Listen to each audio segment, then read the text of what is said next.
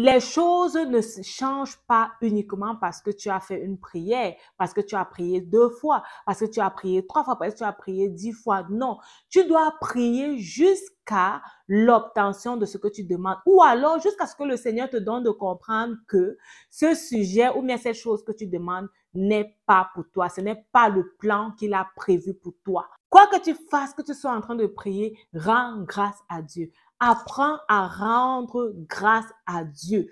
Apprends à dire merci. Apprends à exprimer ta gratitude. Apprends à vivre cette vie de gratitude. Lorsque tu pries, apprends à venir vers Dieu et à prier en exprimant ta gratitude. Salut mes privilégiés. Bienvenue à cette nouvelle vidéo, cette nouvelle émission de motivation et d'encouragement sur vie de gratitude.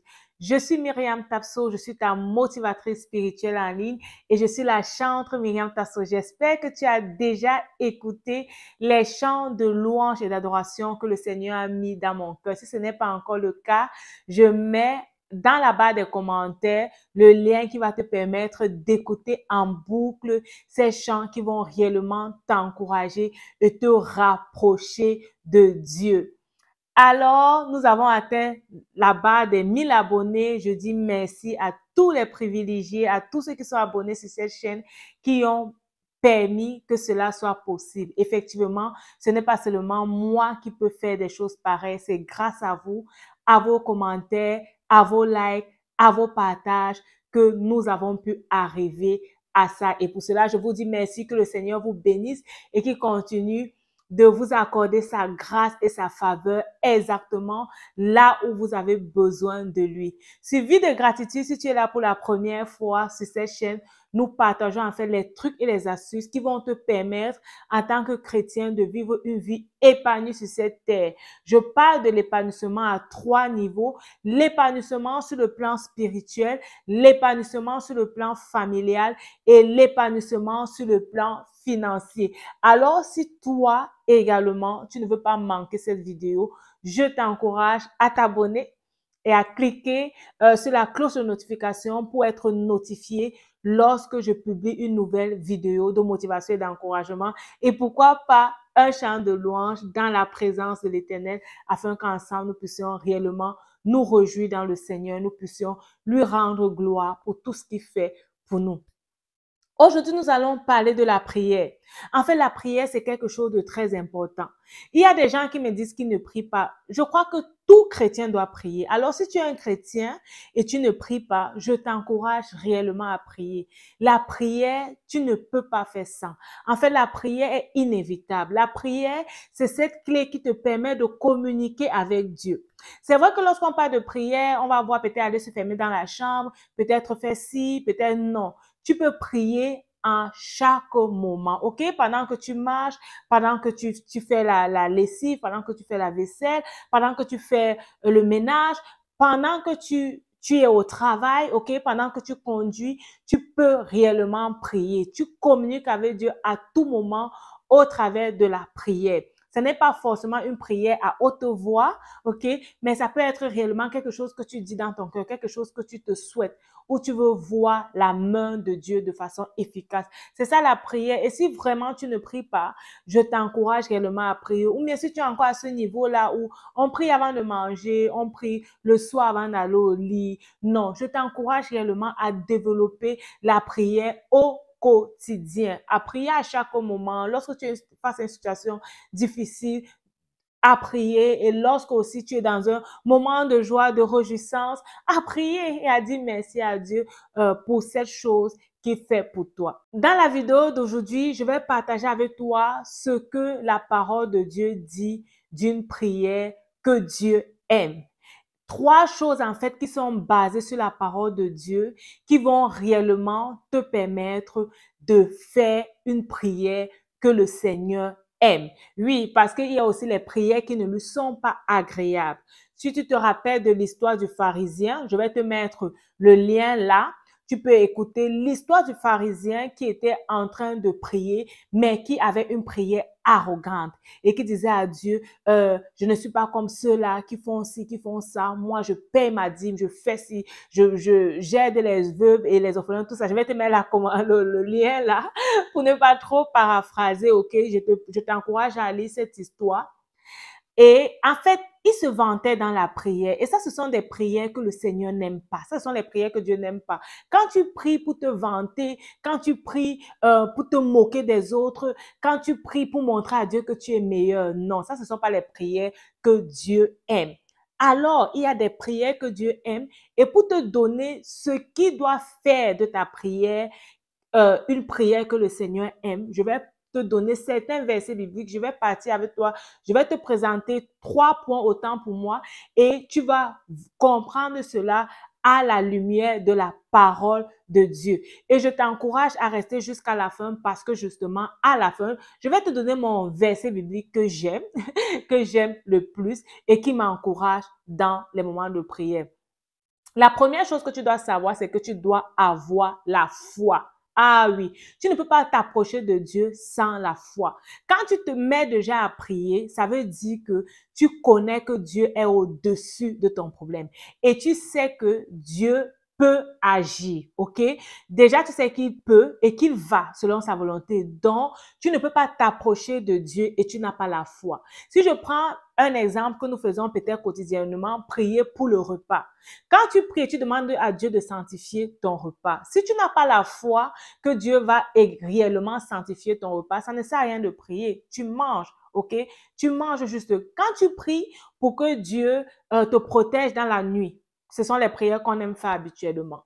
Si tu n'as pas la foi que c'est effectivement Dieu qui te protège pendant que tu dors, il ne te sert réellement à rien de prier. Alors, pour prier et pour que Dieu aime ta prière, pour que Dieu prenne plaisir à ta prière, à écouter ta prière, tu dois t'approcher devant Dieu avec la foi. Avant d'ouvrir même ta bouche pour un sujet, tu dois être consciente et sûre que Dieu peut agir dans ton problème. Il y a beaucoup de gens qui prient, par exemple, pour les cas de maladie. Je t'encourage à écouter le chant « Il fait des miracles ». C'est réellement un chant qui montre les miracles que le Seigneur fait. Je vais te mettre le lien en commentaire. Et réellement, dans ce chant, on dit « Dans mon lit de maladie, avec un lendemain incertain, tu m'as guéri. » OK? Dans la maladie, il y a parfois, on prie à cause du désespoir. On prie à cause du désespoir. Non. Dieu guérit les malades. Jésus a guéri les malades lorsqu'il était sur terre et il y a des témoignages des personnes qui ont été guéries. Et peut-être que toi, si tu n'as jamais expérimenté ça, lorsque tu t'approches de Dieu pour prier réellement pour la guérison, tu dois croire que effectivement le Seigneur guérit. OK? Tu dois croire qu'effectivement le Seigneur guérit. Et c'est avec cette attitude-là, OK? Avec cette attitude-là que tu dois venir vers Dieu pour lui présenter ta requête, pour lui présenter ta requête. La Bible te dit dans le livre de Hébreux 11, verset 6, « Or, sans la foi, il est impossible de plaire à Dieu. » Si tu pries sans la foi réellement, tu ne fais pas une prière que le Seigneur aime. OK? Je t'encourage à lire tout le livre de Hébreux 11 et tu vas te rendre compte comment est-ce que la foi a une grande efficacité. Comment est-ce que les ancêtres dans la foi, les ancêtres en Christ, en Dieu, OK, ont accompli beaucoup de choses juste par la foi. Si tu n'as pas la foi, il ne te sert à rien de prier. Dieu n'aime pas une prière qui est faite sans la foi. Alors, la prière que Dieu aime, conformément à la parole de Dieu, c'est une prière qui est faite avec la foi. Et si pendant que tu veux prier, tu te rends compte que tu n'as pas la foi, au lieu de commencer à dire ton problème à Dieu, à présenter ton problème à Dieu, la première des choses que tu dois faire, c'est que tu dois dire, Seigneur, donne-moi la foi. Donne-moi la foi même pour que, en te présentant ce problème, que je sache que tu vas me répondre. Donne-moi la foi, augmente ma foi et donne-moi de prier réellement avec la foi que tu dois agir. La deuxième chose que tu dois faire, OK, ce que la parole de Dieu dit d'une prière que le Seigneur aime, c'est que tu dois avoir la persévérance. La persévérance, tu vas la trouver dans Colossiens 4, verset 2. La Bible dit, persévérez dans la prière, veillez-y avec action de grâce. Persévère dans la prière. Pourquoi est-ce qu'on va te parler de persévérer dans la prière? C'est parce que les choses ne se changent pas uniquement parce que tu as fait une prière, parce que tu as prié 2 fois, parce que tu as prié 3 fois, parce que tu as prié 10 fois. Non, tu dois prier jusqu'à l'obtention de ce que tu demandes ou alors jusqu'à ce que le Seigneur te donne de comprendre que ce sujet ou bien cette chose que tu demandes n'est pas pour toi. Ce n'est pas le plan qu'il a prévu pour toi. Beaucoup de personnes, nous décourageons. Beaucoup de personnes, lorsque nous prions, nous décourageons, nous laissons les choses tomber. J'ai écouté une fois une émission de VTV de Josiane qui disait en fait que lorsque nous prions, nos prières s'amassent dans le ciel. Donc, elle représentait ça comme ça. En fait, nos prières s'amassent et il y a une fois, la coupe déborde, ok? Nos prières s'amassent devant Dieu. Tu dois prier avec persévérance, sachant que le Seigneur t'exauce, le Seigneur t'écoute. La persévérance va aussi demander la patience. Ne te décourage pas lorsque tu pries, tout simplement parce que la chose n'est pas encore arrivée. La chose peut tarder à venir, mais certainement, elle viendra. Alors, parce que le Seigneur te dit que certainement cette chose viendra, tu dois prier avec persévérance. À ta foi, tu dois ajouter la persévérance. Tu dois revenir vers Dieu. Tu dois prier. Parfois même, tu dois jeûner et prier pour ces choses parce que tu t'attends réellement au Seigneur et tu sais que c'est le Seigneur qui peut te répondre. C'est dans la main du Seigneur qu'il y a la réponse. Et tu dois voir comment les portes vont s'ouvrir. Rappelle-toi du peuple de Dieu devant les murs de Jéricho. OK? La Bible dit que les murs de Jéricho étaient grands et le peuple de Jéricho, ils avaient confiance en eux parce qu'ils se disaient que pour que les Israélites les attrapent, il faut d'abord qu'ils traversent la barrière et ils savaient que leur muraille était réellement élevée et il était impossible au peuple de venir. Qu'est-ce qu'ils ont fait? Ils sont venus, ils ont chanté devant le trône, ils ont marché, autant pour moi, ils ont tourné et ils n'ont rien dit.